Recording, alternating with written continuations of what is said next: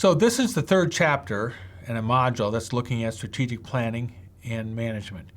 So if you think back to Chapter 7, we defined some terms. Chapter 8, we went through a process, a highly stylistic process of how you might do this. And then this chapter is looking at how do we craft a strategy based on what we know from the previous chapter, the information we've collected, and the information that, from a definitional standpoint, now do we actually take that information and try to make a strategy.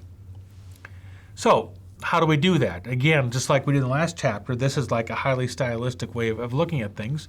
And so we'll look at different things from different standpoints. And again, this is based a bit on the Thompson and Strickland textbook that we've talked about. So external factors, we talked about that in the SWOT analysis in the previous chapter. We talked about how we came up with this issue on the industry analysis, the external environment. What are the industry attractiveness? What happens into those things? And then how do we devise now? If we know that an industry is attractive and we know it's profitable, how do we identify specific market opportunities that we can take care of as a farmer? Internal strategies say, okay, we looked at things that we need to do to be successful, to be cost efficient, to be of a certain size and scale. If we're able to do those things, we've got our house in order, if you will, our farm in order. How can we use that information then to devise a strategy to capitalize on our cost efficiency? And so that's an important thing to think about here as well. And then broadly considered as an economist, we think about these four generic strategies, and I've got a graph that we'll look at here shortly to kind of look at these four different things and see where we might fit. So choice of strategy, let's go back and look at dairy production. So, we talked about the whole issue of demand elasticity in a previous chapter on microeconomics. Remember that the closer we are to the consumer, the more inelastic the supply curve becomes. The closer we are to the producer, the more elastic the supply curve. And so if you think about organic milk versus non-organic milk, it stands to reason that the supply curve for organic milk is going to be more inelastic relative to non-organic milk because it costs more, there's a different management style, and there's an overall lower supply of organic milk.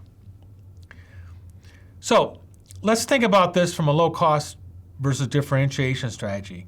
This is built again on that Dr. Michael Porter, whom we talked about in the previous chapter, and the first chapter in this module as well.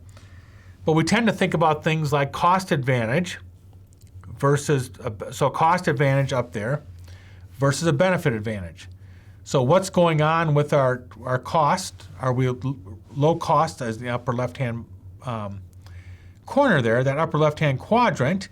If we're producing commodity products and we're lower cost, we can survive on a lower price. And so oftentimes agriculture production, most farmers have been this upper level quadrant there where they've got to be low cost because the supply curve is relatively flat, which means that they're producing commodity type products. Now go to the lower right-hand corner where you have a benefit advantage and a more differentiated product. You're on the inelastic part of the demand curve. There, if prices go up or down very much, you don't lose lots of market share because you're cost efficient and you've got a benefit that other people can't necessarily charge. So an example here that I often use is think about something like chocolate-covered cherries that are produced in a true filling that's made out of alcohol. You can't transport those against state lines. It's against the law. So there are firms, for example, in say Las Vegas, that on Valentine's Day, people fly out there and buy these chocolates. They'll sell them at the airport or whatever.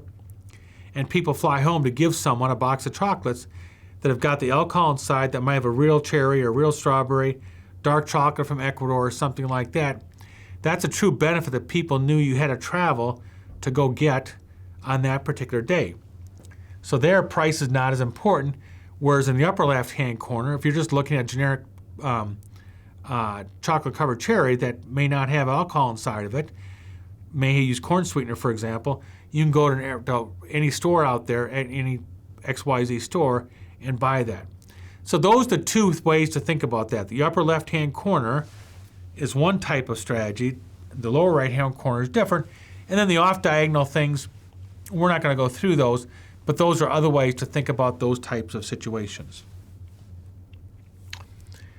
So again, this whole issue of farming and agriculture, most farmers are in the upper left-hand corner, as I talked about.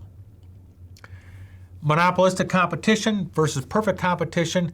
I talked a bit about this, and that the food economy is basically monopolistic competition in the sense that people differentiate themselves based on their product. So not all milk is the same. We've got organic milk, we've got almond milk, we've got nut-based milk. We've got regular milk, if you will. We have flavors. We've got all kinds of things but behind it all, the milk, the proteins inside that milk, and so forth, all are about the same. But we've differentiated that based on different characteristics.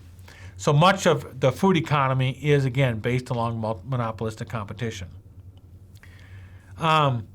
So let's think about another way to think about this. So let's think about complementary strategies in dairying. So we may be able to, from a dairying standpoint, maybe we can horizontally expand by adding another farm or add more animals. Even adding 1 or 2 animals to a farming operation, if I'm cost efficient, can guarantee me more profits. Maybe I diversify myself by trying to do producing food on the farm or doing bottling milk or something like that. Not every farmer can do that, but if I'm close to a bunch of consumers, those are things I might consider.